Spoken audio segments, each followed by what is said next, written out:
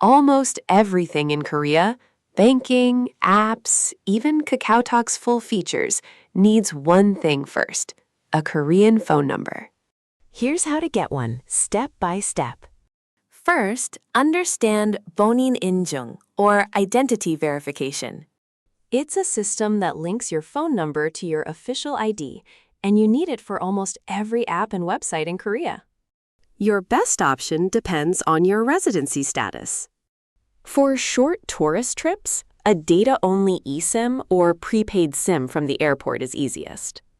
For longer stays with an alien registration card, or ARC, you can get a full service plan. Major carriers like SKT, KT, and LGU Plus offer great support, but can be more expensive.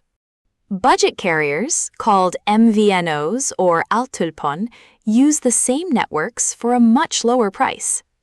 If you have your own phone, an MVNO is often the best value. When you go to sign up, bring your passport. For any plan that supports identity verification, you will need your physical alien registration card. For postpaid plans, you'll also need a Korean bank account. The biggest mistake is buying a basic tourist SIM for data, then being surprised it doesn't work for identity verification. This can lock you out of banking apps, KakaoPay, and many Korean websites.